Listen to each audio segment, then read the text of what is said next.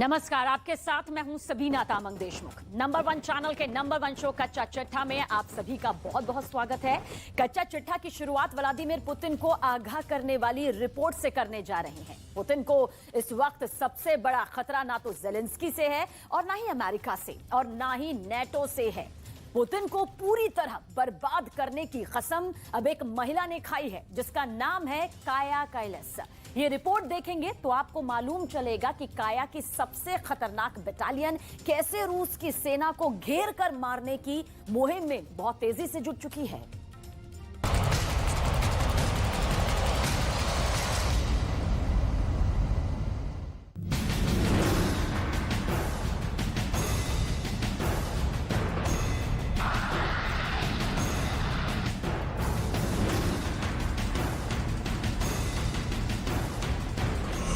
Ukraine में युद्ध को लेकर पुतिन को 3 हथियारों के बारे में बताया गया तो पुतिन का गुस्सा 7वें आसमान पर पहुंच गया। पहला हथियार है अमेरिका में बना F-16 जो जेलेंस्की को दिए जाने की मांग उठ रही है। दूसरा हथियार है ब्रिटेन का चैलेंजर टैंक जो यूक्रेन के बॉर्डर तक पहुंचाया जा रहा है। और तीसरी है वो खुफिया बटालियन जो पुतिन की सबसे बड़ी दुश्मन ने तैयार कर ली है। इन 3 हथियारों को लेकर पुतिन के टारगेट पर अमेरिका और ब्रिटेन पहले से हैं, लेकिन तीसरा हथियार उठाने वाली शख्सियत ऐसी है कि पुतिन कंफ्यूज हो गए। जेलेंस्की पूछ रहे हैं ये कौन है, बाइडेन पूछ रहे हैं ये कौन है, पूरा नाटो पूछ रहा है ये कौन है, और सबसे ज्यादा सवाल तो व्लादिमीर पुतिन के पास है।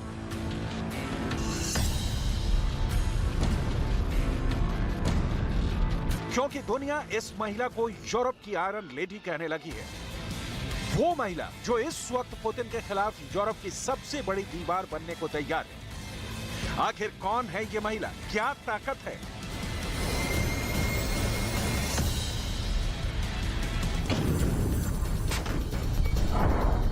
ऐसे वक्त में जब यूक्रेन में पुतिन का गुस्सा दुनिया ने देखा, हजारों लाशों को देखा, नई सदी में सबसे बड़ी तबाही का मंजर देखा, जब पुतिन यूक्रेन और यूरोप में सब कुछ रौंदने और समतल करने के लिए तैयार है, तब रूस की फौज को सबसे बड़ी टक्कर देने के लिए यह महिला आगे आई है। आखिर यह महिला इस वक्त पुतिन को सबसे आगे बढ़कर क्यों ललकार रही है? ऐसी टक्कर जो ना बाइडेन दे पाए और फेल हो गए, ऐसी टक्कर जो ना बोरिस जॉनसन दे पाए और नाकाम हो गए, ऐसा मुकाबला जिसकी बराबरी जेलेंस्की नहीं कर पाए। किसी भी लीडर की हिम्मत नहीं हुई कि पुतिन के सामने उनकी आंखों में आंखें डालकर रूस को ललकारे, रूस के सामने खड़ा होकर बोले। यही वजह है कि यह महिला इस वक्त सुर्खियां बटोर रही है। ये है काया कैलास, यूरोप के एक बहुत छोटे से देश एस्टोनिया की प्रधानमंत्री। काया कैलास इस वक्त यूरोप में आयरन लेडी के नाम से मशहूर हो चुकी है। काया कैलास ही यूरोप और नेटो की वो पावर हैं जिसको काउंटर करना पुतिन के लिए बहुत मुश्किल हो रहा है। पुतिन को इससे पहले ऐसा चैलेंज किसी से नहीं मिला है। यूक्रेन युद्ध में गोले, बारूद और बड़े बड़े धमाकों के बीच इस चेहरे ने पुतिन की सारी खुशी छीन ली है। यही वजह है कि एस्टोनिया से पुतिन का 36 का आंकड़ा फाइनल हो गया है। एस्टोनिया की प्रधानमंत्री काया कैलास पुतिन को अपना सबसे बड़ा दुश्मन मानती हैं। काया कैलास का एक नया फैसला पुतिन के गुस्से को एक खतरनाक टर्न दे सकता है। पुतिन को इस बार गुस्सा आया तो नेटो ही नहीं पूरे यूरोप पर आग बरसेगी, यही सबसे बड़ा खतरा है। I think that Vladimir Putin has to be isolated politically on all the levels, because what we see in Ukraine, why there are more civilian casualties than there are military casualties, is because they are targeting the civilians. इस युद्ध में tank और fighter jet वाली मदद को counter तो Putin कर लेंगे, लेकिन आयरन लेडी को रोकने के लिए पुतिन क्या करेंगे? पहले आपको इसके बारे में बताते हैं, क्योंकि काया कैलास ने यूक्रेन युद्ध के बीच अपनी रिजर्व फोर्स को लेकर एक बड़ा ऑर्डर दिया और उनके ऑर्डर पर एक बटालियन फौरन तैयार हो गई। Sõjaõpitundidest me kasutame väikeüksuste taktikat rohkem ja harjutame maastikul hajutatud lahingutegevust ja rõhuasetusega tankitõrjesüsteemide kasutamisele rohkem. Et isikkoosseisu, et ei oleks ainult tankitõrjeüksused, vaid oleks isikkoosseis, oskaks ka jalaväe isikkoosseis oskaks kasutada tankitõrje relvasüsteemi. काया कैलास ने 800 से 1000 सैनिकों की ऐसी battalion तैयार की है जो पुतिन के प्लान बी को बड़ा झटका दे सकते हैं। ये फौज ऐसी है जो पुतिन को रोकने के लिए उनकी राह में बारूदी सुरंग बिछा रही है। ये यूरोप में सामान्य बात नहीं है। इसी तरह की और फौजी यूनिट तैयार की जाएंगी और ये सब कुछ पुतिन की आर्मी को टक्कर देने के लिए होगा।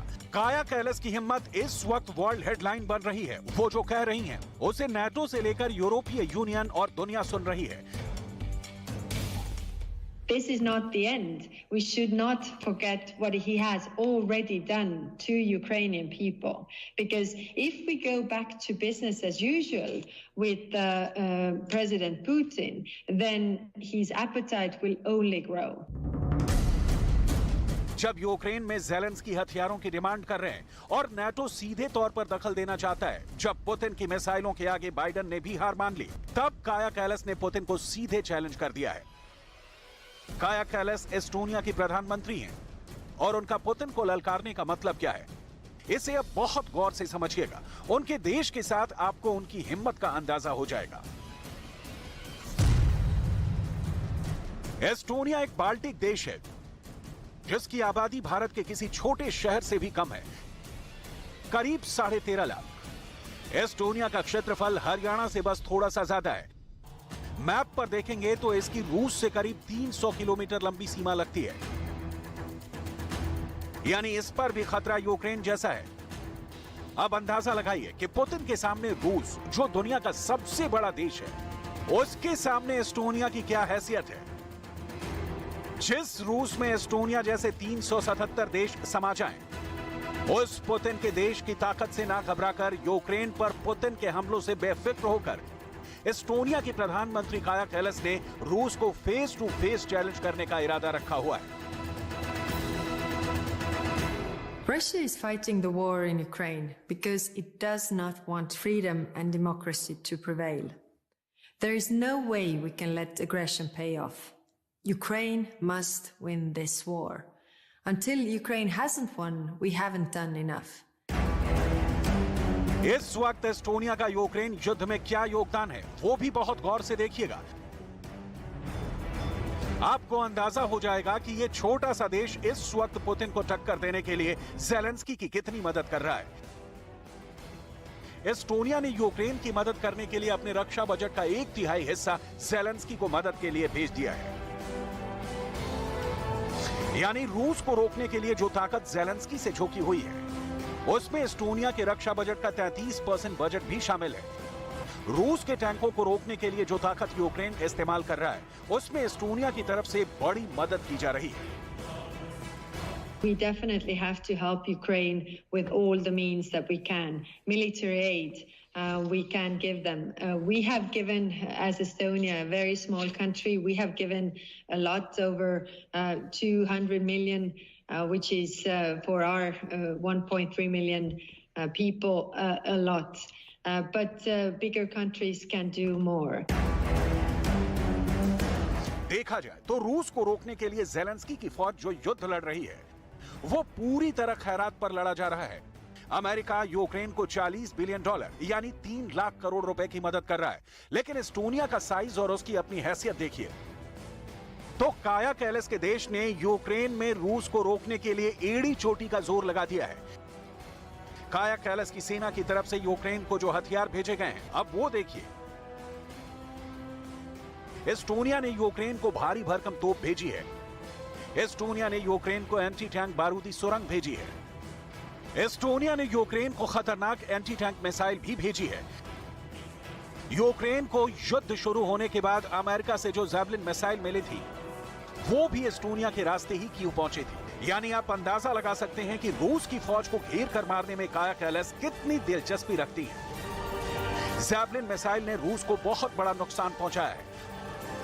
रूस के सैकड़ों बेहतरीन टैंक इसी मिसाइल का शिकार बने हैं। जैवलिन से यूक्रेन को लैस करने का अमेरिका का फैसला इसलिए मुमकिन हो पाया क्योंकि काया कैलस ने इस मदद में एक बड़ा रोल निभाया। ज़ेलेंस्की को मिली हर जैवलिन पर इस वक्त काया कैलस की ही छाप लगी हुई है। Military aid plays a huge role. So does humanitarian aid. In Estonia, we see that the more we help, the more Estonian people want to help. Today, I'm pleased to announce that Estonia will be pledging an additional 2.9 million euros in humanitarian and reconstruction phase funding for Ukraine.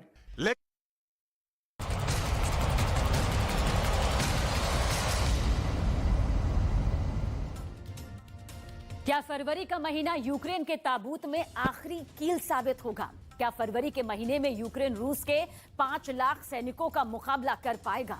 Ukraine के रक्षा मंत्री ने आखिर ये क्यों कहा कि अगर Putin के नए हमलों को नहीं रोका गया तो फिर यूक्रेन को दुनिया में कोई भी बचा नहीं पाएगा? ये स्पेशल रिपोर्ट बेहद गौर से देखिएगा।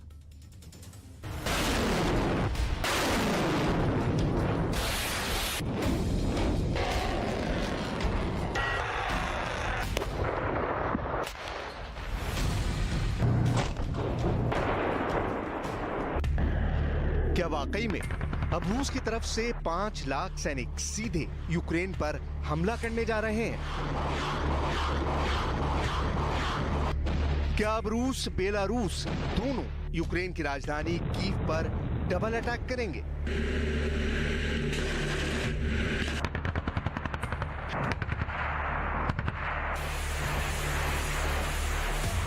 यूक्रेन के जनरल अब क्यों कहने लगे हैं कि या तो हम मरेंगे या फिर मारेंगे?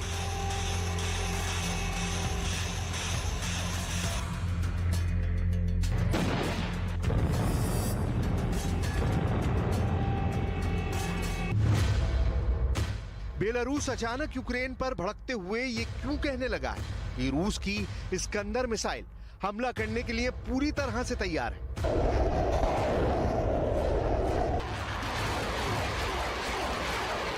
यूक्रेन और नेटो ये दावा क्यों कर रहे हैं कि अगर पुतिन की 5 लाख फौज ने हमला किया तो पुतिन को 5 लाख ताबूत का तोहफा हम जरूर भेजेंगे?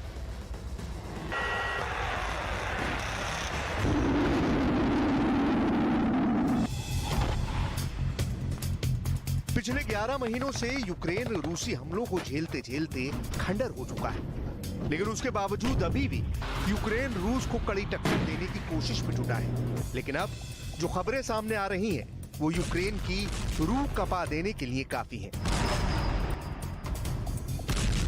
यूक्रेन पर रूस की 5 लाख फौज जबरदस्त टैंक, तोप, रॉकेट और मिसाइलों के साथ नए सिरे से हमला करने जा रही है।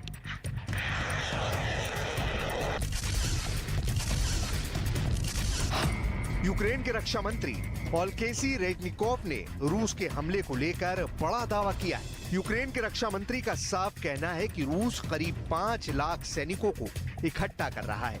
रूस के राष्ट्रपति व्लादिमीर पुतिन ने पिछले साल सितंबर 2022 में 3 लाख सैनिकों की बॉर्डर पर तैनाती का ऐलान किया था। अब यूक्रेनी रक्षा मंत्री ओलेक्सी रेजनिकोव ने कहा है कि यह आंकड़ा 3 लाख से भी काफी ज्यादा है।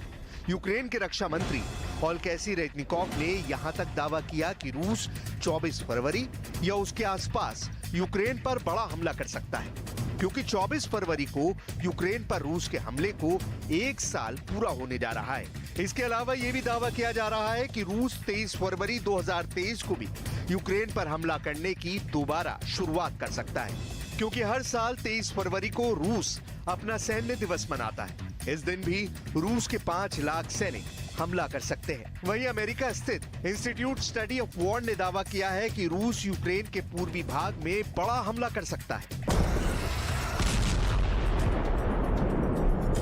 यूक्रेन के खुफिया एजेंटों की एक रिपोर्ट के मुताबिक राष्ट्रपति व्लादिमीर पुतिन ने अपनी फौज को निर्देश दिए हैं कि बसंत से पहले डॉनबास इलाके पर रूस का कब्जा हो जाना चाहिए। फिलहाल डॉनबास में रूसी सैनिकों और यूक्रेनी सेना के बीच जबरदस्त लड़ाई चल रही है। Протягом минулої доби противник завдав 6 ракетних, 4 з яких по цивільній інфраструктурі населених пунктів Слов'янськ, Краматорськ та Дружківка Донецької області, а також 4 авіаційних удари. здійснив 73 обстріли з реактивних систем залпового вогню. Від ворожих ударів загинули мирні люди.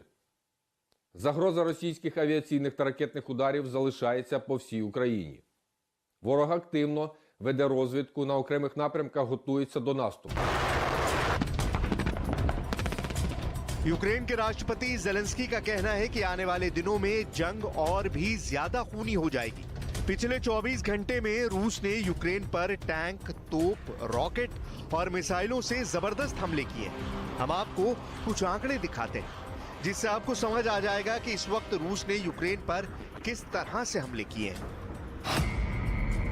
पिछले 24 घंटे में यूक्रेन पर रूस ने जबरदस्त 9 धमाके किए हैं, जिसमें सैकड़ों लोगों की मौत हुई है। यूक्रेन के पूर्व, दक्षिण और उत्तर में रूस ताबड़तोड़ हमले कर रहा है। डोनेस्क, खेरसोन, खार्किव, सुमी में रूस की तोप और रॉकेट आर्मी ने हमले किए हैं, जबकि माइकोलाइव, चेर्निहाइव, जापोरिजिया, निप्रोपेट्रोस और लुहांस्क ओबाल्स्क में रूसी सैनिकों और रूसी टैंकों और मिसाइलों ने भारी तबाही मचाई है। यूक्रेन के कमांडर्स के मुताबिक रूस ने इस्कंदर के क्रूज मिसाइल से क्रामटोर्स्क शहर पर हमला किया है। इसके अलावा बखमुत में 3 हमलों में सैकड़ों यूक्रेनी सैनिकों के मारे जाने की खबर है। यूक्रेन के दावे के मुताबिक इस वक्त बखमुत में यूक्रेन की फौज 30:200 यानी यूक्रेन के 30 सैनिक रूस के 200 सैनिकों से खूंखार जंग कर रहे हैं। क्रामटोर्स्क शहर के पास रूस ने 13 बस्तियों को पूरी तरह से तबाह कर दिया है।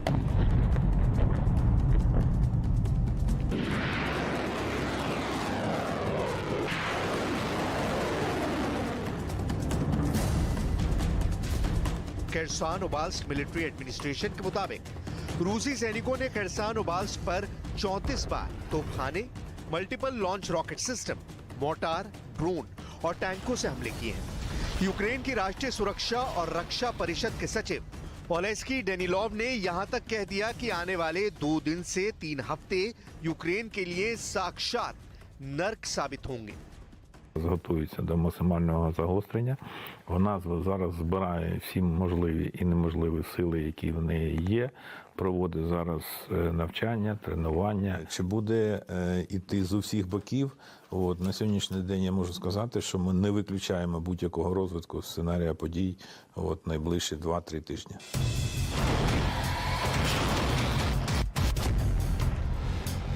इधर यूक्रेन के लिए एक और बुरी खबर आ गई है। रूस के साथ बेलारूस यूक्रेन पर बड़े हमले की तैयारी कर रहा है। बेलारूस में तैनात रूस के 20,000 सैनिक बेलारूस के 60,000 सैनिकों के साथ यूक्रेन पर हमला करने जा रहे हैं। हम आपको बता दें कि 12 जनवरी 2023 को बेलारूस से एक ऐसी तस्वीर सामने आई थी, जिसे देखकर यूक्रेन के साथ साथ नेटो तक की हालत खराब हो गई थी। बेलारूस में रूस के ग्राउंड फोर्सेस के commander in chief Oleg Salyukov Ukraine पर हमला करने के लिए काफी पहले ही पहुंच चुके हैं। रूस के ग्राउंड फोर्सेस के commander in chief Oleg Salyukov Belarus से यूक्रेन पर S-400 मिसाइल सिस्टम, इस्कंदर जैसे घातक मिसाइलों से हमला करने जा रहे हैं। तो वहीं दूसरी तरफ बेलारूस के राष्ट्रपति एलेक्जेंडर लुकाशेंको बेलारूस में तैनात रूसी फौज के सैनिकों और कमांडर्स के साथ मीटिंग करते हुए देखे गए। डिफेंस एक्सपर्ट इसे यूक्रेन के लिए बहुत बड़ा खतरा बता रहे हैं। Это при подготовке наших вооруженных сил Беларуси и России для защиты общего Отечества. Ну и самое важное, самое главное, мы с вашими начальниками, комдивом договорились, что вы скажете о недостатках, потому что нам придется и дальше работать в таком же режиме, готовить и белорусов, и россиян. एक तरफ यूक्रेन पर रूस के घातक हमले यूक्रेन को संभलने का मौका नहीं दे रहे हैं, तो वहीं दूसरी तरफ रूस और बेलारूस की तरफ से यूक्रेन पर डबल अटैक होने जा रहा है। रूस के 5 लाख सैनिकों के होने वाले हमले से पहले क्या अमेरिका, ब्रिटेन, जर्मनी और नेटो में शामिल 30 देश यूक्रेन को बचा पाएंगे? इस पर डिफेंस एक्सपर्ट बढ़ चुके हैं। खुद ब्रिटेन के पूर्व प्रधानमंत्री बोरिस जॉनसन तक यूक्रेन को बचाने की गुहार लगाने लगे हैं। For you now to follow the logic of what you are all doing and give the Ukrainians the tools to finish the job. Give them the deep fire artillery systems, give them the tanks, give them the planes. because they have a plan. They know what they need to do, and my God, they've shown they have the skill and the bravery to do it. हारते हुए Ukraine की तरफ से हर दिन दावा किया जा रहा है कि वो रूस को जंग में हरा रहा है। रूस के 5 लाख सैनिकों की खबर आने के बाद से यूक्रेन ने एक बार फिर रूस को हुए नुकसान के आंकड़े जारी किए हैं। जरा देखिए, 24 फरवरी 2022 से लेकर 2 फरवरी 2023 तक रूस को कितना नुकसान हुआ है। यूक्रेन के रक्षा मंत्रालय के मुताबिक अब तक रूस के 1,29,030 सैनिक जंग में मारे गए हैं।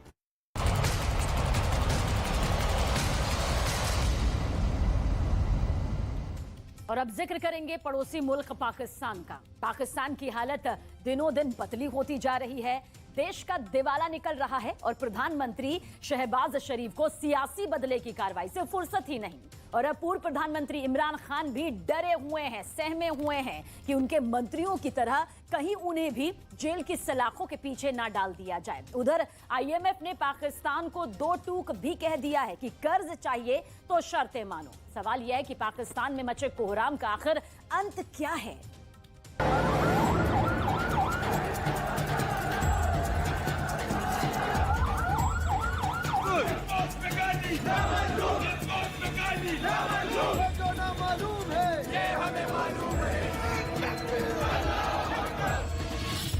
खैबर पख्तूनख्वा प्रांत की राजधानी पेशावर।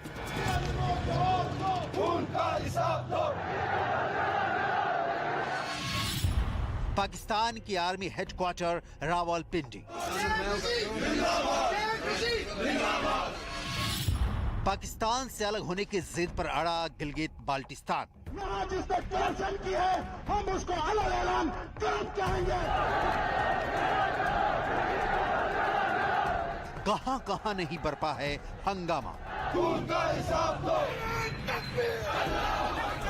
कहां कहां नहीं चीख रही आवाज।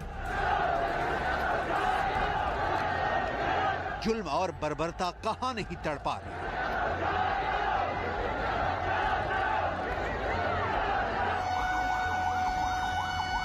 पेट भूखा है, गला पानी को तरस रहा है। पूरा का पूरा पाकिस्तान इस वक्त आक्रोश की भट्टी में धू-धू जल रहा है।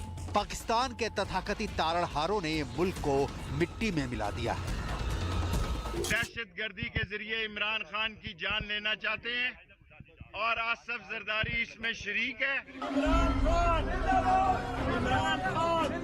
कहीं कोई एतबार नजर नहीं आता, कहीं सरकार का इकबाल नजर नहीं आता।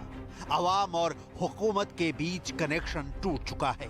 मुट्ठी भर सत्ताधीशों ने पाकिस्तान को डार्क एज में पहुंचा दिया है। लूटते पिटते पाकिस्तान के लिए उम्मीद की एक लौ IMF के कर्ज मिलने की आस के साथ रोशन हुई थी, अब वो भी बुझ रही है। इसकी डिटेल आपको दिखाएंगे कैसे अंतर्राष्ट्रीय मुद्रा कोष ने पाकिस्तान को कर्ज देने से फिलहाल इनकार कर दिया है। शहबाज शरीफ की गारंटी पर IMF को कतई भरोसा नहीं है, क्यों? और सबसे बड़ा सवाल ये कि पाकिस्तान अब क्या करेगा। IMF का बिजली तकसीमकार कंपनीज की कारकर्दगी पर शदीद तहफ़्फ़ुज़ात का इजहार। 3 डिस्ट्रीब्यूशन कंपनीज के अलावा दीगर तमाम की कारकर्दगी को गैर तसल्ली बख्श करार दे दिया। सनती शोबे के टैरिफ सब्सिडी के खात्मे का मुतालबा। IMF का मौक़िफ़ है कि 100% बिल वसूली के बगैर पावर सेक्टर का गर्दिशी कर्ज खत्म नहीं हो सकता। IMF और पाकिस्तानी हुकाम के दरमियान तकनीकी मुज़ाकरात मुकम्मल होने पर पॉलिसी मुज़ाकरात का आगाज हो गया। लेकिन उसके पहले इमरान खान नियाजी की करप्शन वाली विश बेल कहां कहां और कितनी फैली है, देख लीजिए।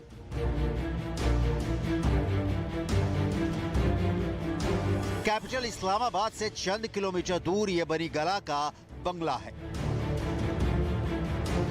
इस बंगले में रातों दिन कुछ जादू मंत्र का पाठ पढ़ा जा रहा है।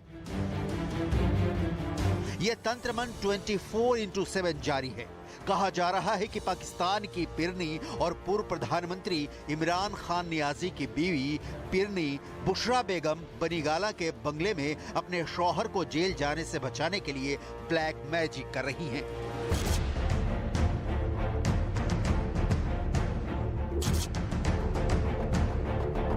बुशरा बेगम अपने जादू टोना और इमरान खान पर जादुई असर के लिए पूरे पाकिस्तान में प्रख्यात हैं। भ्रष्टाचार के केस में भी बुशरा बेगम और इनकी सखी का नाम आ चुका है।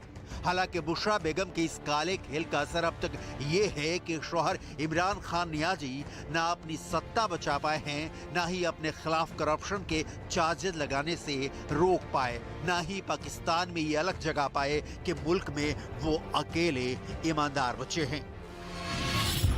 सवाल है फिर बनी गाला वाला ब्लैक मैजिक नहीं चला तो इमरान खान नियाजी क्या जेल जाने वाले हैं? क्या शहबाज शरीफ इमरान खान को आम चुनाव के पहले जेल में ठूस अपनी राह निष्कंटक करना चाहते हैं? क्या पाकिस्तान के नए army chief general Asim Munir ने इमरान खान की गिरफ्तारी के वारंट पर दस्तखत कर दिए हैं? पाकिस्तान में महंगाई की आंधी में आवाम तिनके सा उड़ रही है। कई पार्टियों की बैसाखी पर टिकी शहबाज शरीफ की सरकार को डूब चुकी अर्थव्यवस्था का कोई खेवनहार नहीं दिख रहा। सत्ता की चांदनी कब उनके सिर से छिटक जाए खुद शरीफ को भी नहीं पता। लिहाजा शहबाज शरीफ ने दूसरा रास्ता पकड़ा है, बदले की सियासत का, और इस बहाने देश की जनता को गुमराह कर आटा नमक और चीनी का भाव से फोकस हटाने का। हम गरीब की आवाज हैं। आटे के लिए 3 आदमी मर गए। शर्म करो शहबाज शरीफ, लूटी हुई दौलत वापस लाओ। और तुम क्या समझते थे कि रात के अंधेरे में इस्लामाबाद पुलिस पंजाब के इलाके में जाके दरवाजे तोड़ के मेरे मुलाजमों को मार के उठा लाई है? इमरान खान नियाजी इसलिए खौफ में हैं कि पाकिस्तान की गर्त में गिरी इकोनॉमी को उठाने की जगह पाकिस्तान की पुलिस उन्हीं को ना उठा ले। इसके बड़े गंभीर संकेत भी मिल रहे हैं क्योंकि इमरान खान के right hand Fawad Chaudhry jail जा चुके हैं। लेफ्ट हैंड शेख रशीद सलाखों के पीछे पहुंच चुके हैं और कहा जा रहा है कि नियाजी भी बस कुछ दिनों बनी गाला के बंगले में काट लें, फिर तो रात जेल की कोठरी के भीतर गुजरने वाली है। शेख रशीद का परिचय है कि उनका देश पाव पाव भर के परमाणु बम भी तैयार करके बैठा है। इमरान खान ही नहीं, पाकिस्तान की ज्यादातर सरकारों में शेख रशीद जोड़ घटाव करके मंत्री बनते रहे हैं, लेकिन इस बार मामला थोड़ा उल्टा पड़ गया है। शरीफ सरकार ने घास नहीं डाली और रावलपिंडी के शेख रशीद के लाल महल को न सिर्फ सील कर दिया गया है बल्कि शेख साहब को सलाखों के पीछे पहुंचा दिया गया है। अपने दो पूर्व मंत्रियों की गिरफ्तारी से इमरान खान नियाजी की बेचैनी बढ़ी हुई है। आखिरी लड़ाई पाकिस्तान को बचाने के लिए लड़ेंगे। ये दहशतगर्दी के जरिए इमरान खान की जान लेना चाहते हैं और आसफ जरदारी इसमें शरीक है। इमरान खान के पास सबूत है। गिरफ्तारी से डरे इमरान खान आर्थिक मोर्चे पर घिरी शरीफ सरकार के खिलाफ आंदोलन चलाकर अपने गुनाहों पर पर्दा डालने की नाकाम कोशिश कर रहे हैं। अवाम अवाक नियाजी का चेहरा दिख रही है कि जब रोटी चाहिए तब नारे मिल रहे हैं। उधर IMF से जल्द कर्ज मिलने की पाकिस्तान की उम्मीदों पर पानी फिर गया है। बेल आउट पैकेज के लिए IMF के शरण में पहुंचे प्रधानमंत्री शहबाज शरीफ की तरफ से जो सर्कुलर लोन प्लान पेश किया गया था उसे खारिज कर दिया गया है। इतना ही नहीं, IMF ने पॉलिटिकल गारंटी भी मांगी है। पॉलिटिकल गारंटी का सीधा मतलब यह है कि अगर कोई दूसरी पार्टी, मसलन इमरान खान की पार्टी सत्ता में आती है तो वो किसी वादे से पीछे नहीं हटेगी। दिक्कत यह है कि इमरान किसी दूसरी पॉलिटिकल पार्टी के लिए वादों को नहीं मानेंगे। तब IMF क्या करेगा? माना जा रहा है कि सरकार संसद में एक ऑर्डिनेंस लाकर यह शर्त पूरी करेगी। हालांकि ये भी बहुत मुश्किल है। इसके 2 कारण हैं। पहली, संसद में विपक्ष है ही नहीं। दूसरी, 6 महीने बाद ऑर्डिनेंस खत्म हो जाएगा, फिर क्या होगा? पाकिस्तान को लोन मिलने वाली शर्तें बहुत सख्त हैं, लेकिन पाकिस्तान को खुद को दिवालिया होने से बचाने के लिए कर्ज लेने के अलावा कोई विकल्प भी नहीं बचा है। IMF पाकिस्तान से कर्ज के बदले क्या मांग रहा है उसकी डिटेल देख लीजिए। IMF चाहता है कि पाकिस्तान सरकार बिजली और तेल को 60% तक महंगा करे। टैक्स कलेक्शन 2 गुना करने को कहा गया है। IMF की मुख्य चिंता वित्तीय घाटा है। ये घाटा कुल GDP के 6.5% के आंकड़े तक पहुंच सकता है। पाकिस्तान ने इस समय 6.5 अरब डॉलर के लिए अनुरोध किया है। लिहाजा ये तय माना जा रहा है कि 9 फरवरी को जब IMF और शहबाज शरीफ सरकार की बातचीत खत्म होगी और अगर सरकार ये शर्त मान लेती है तो महंगाई करीब 2 गुनी हो जाएगी। पाकिस्तान में इस वक्त महंगाई दर 27.6% है। ये 1975 के बाद सबसे ज्यादा है। उस वक्त ये 27.77 हो गई थी।